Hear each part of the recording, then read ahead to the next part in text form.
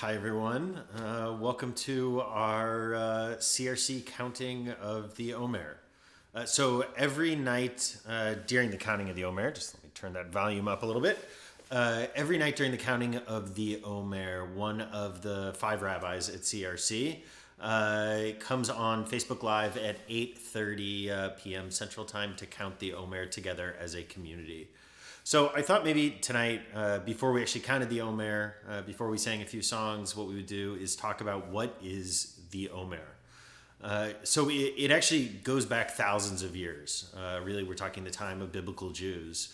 And there was this tradition of counting all of the days between Pesach, between Passover, and between Shavuos, sometimes called the, what's it called in Christian Bibles, for my Christian friends who might be watching, the Festival of Weeks. I think that's what it's called. Yep, maybe. Anyway, so there's this custom of counting these days, of marking time in a very particular way, that this is somehow holy time, that this is somehow time that is set apart. For our ancestors, this would have been in sort of tune with the agricultural season, with this sense that if things didn't go exactly right now, that if the rain didn't come as it should, and not too early and not too late and not too much and not too little, that if things don't go right during this very precarious liminal time of counting from Passover to Shavuot, from planting to harvest, that there was danger. And so I'm really struck this year. I've always loved counting the Omer since I was a kid. There's something about my head and counting, and I don't know. Even like what was the Sesame Street one that they would count with the kids? Countala? I don't know, whatever. But so the counting of the Omer, I've loved this idea because Passover is a holiday that is all about freedom. It is all about liberation. It's all about no longer being bound. Shavuos, on the other hand, Shavuot is actually a holiday that celebrates the giving of the Torah, that celebrates really sort of a sense of an aspirational mission, a sense of obligation for us. And so in that sense, there is this tension between the two, between this one pole of freedom. I always think of it as sort of the sort of libertarian bootstraps kind of approach to America, though I don't think that's the idea of Passover. But freedom sort of unrestrained as a value. And Shavuos as the holiday of obligation, of the ways that we are obligated to each other, into the past, into the future, into all of humanity, into our local communities.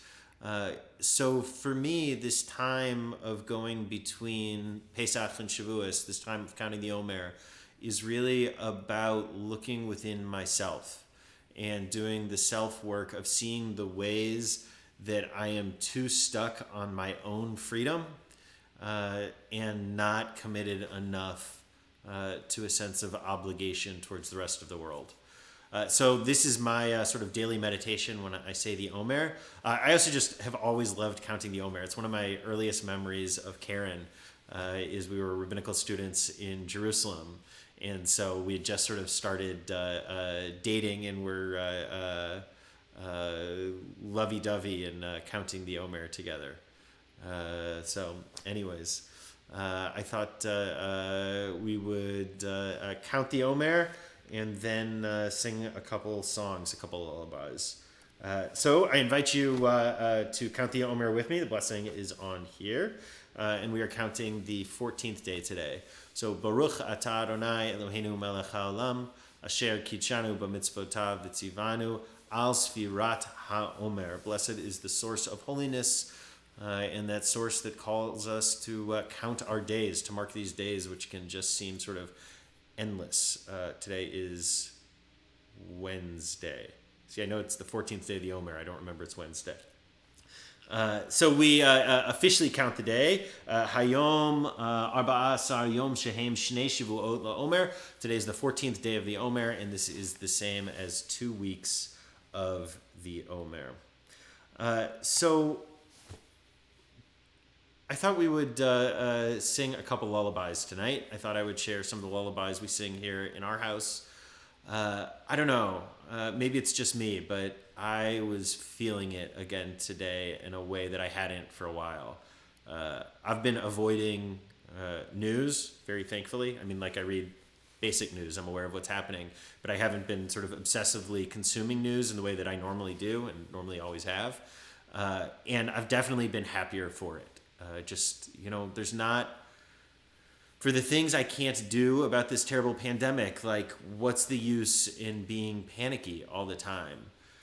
So last night I ended up reading an article in bed at night on my phone, all the things I'm not supposed to do. And it was actually a great article in The Atlantic looking at treatments for COVID and potential sort of treatment avenues and how it works. And right in the middle of it, sort of random, was a reference to celiac disease, and that it places you in a more likely category for serious complications. And like, I have celiac disease.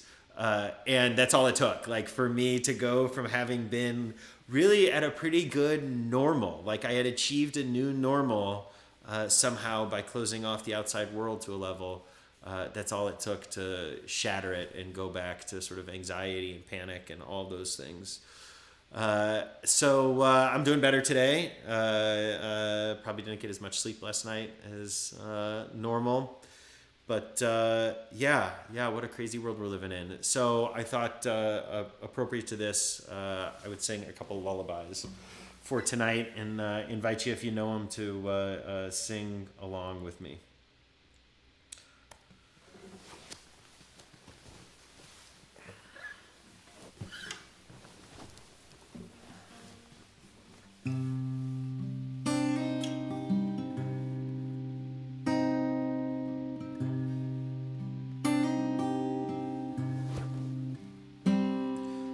Sefer Chaim, Sefer Chaim, Baracha v'shalom u'parnasa tova.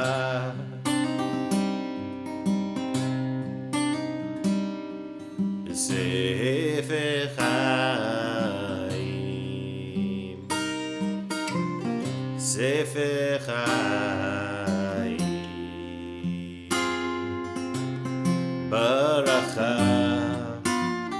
v'shalom u'parnasa tova. נזכר ונכתב לפניך, לפניך, נזכר ונכתב לפניך, לפניך, ספר חיים,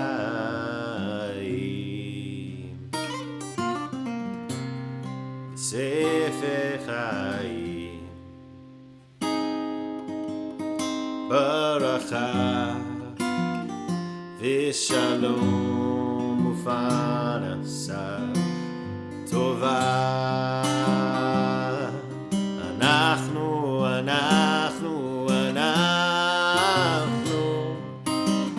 וכל עמך בית ישראל, לחיים טובים ולשלום. יררה יררה יררה יררה יררה יררה יררה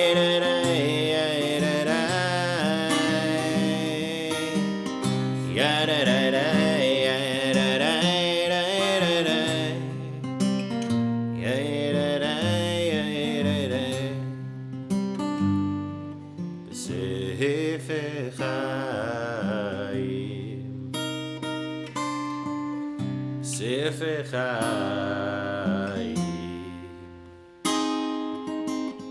ברכה ושלום ופרנסה טובה. So that's the lullaby I've sung to my twins since they were born. It's the Blessing for Peace, or it's an excerpt from the Blessing for Peace from the High Holy Day Liturgy. So this is a part of the evening Shema. The bedtime Shema, not the evening Shema. So many of us are familiar with saying the Shema twice a day. The morning Shema and the evening Shema. But there's also this tradition of saying Shema in bed at night. And so as a part of this bedtime Shema, the Shema that's said in bed literally, there's this image that's offered. An image of angels surrounding us. And it's not, right, like this is nothing that I believe in any literal sense at all. And yet at night when I have trouble sleeping and when I'm sort of feeling that sense of panic,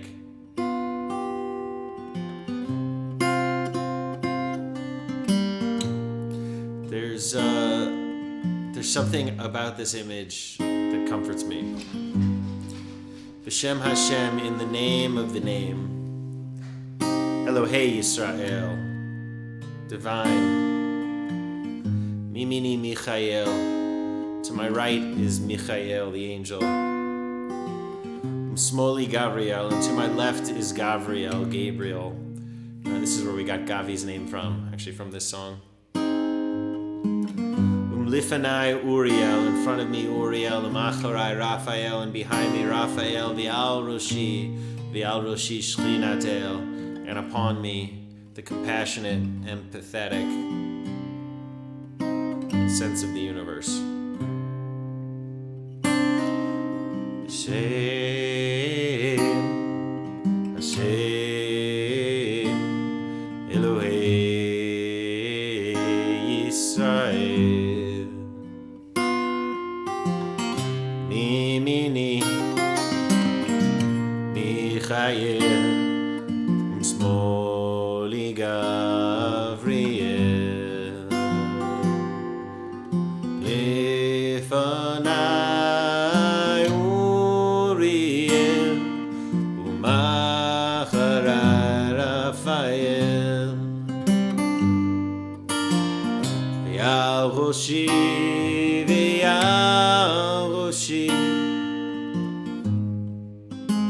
Shchinatel,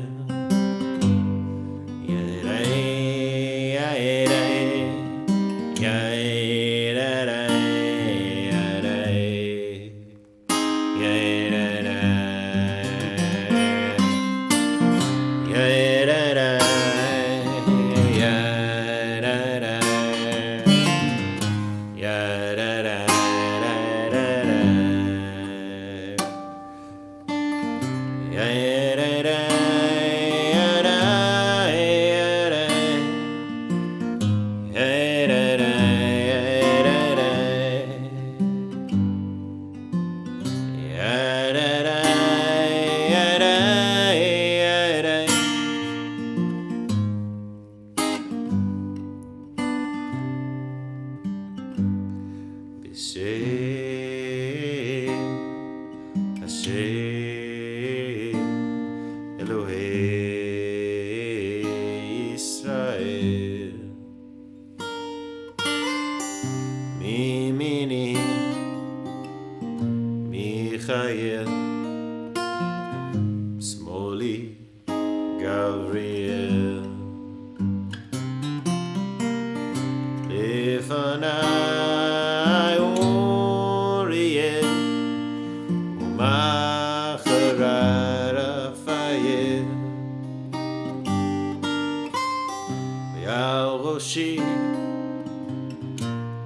V'al Roshi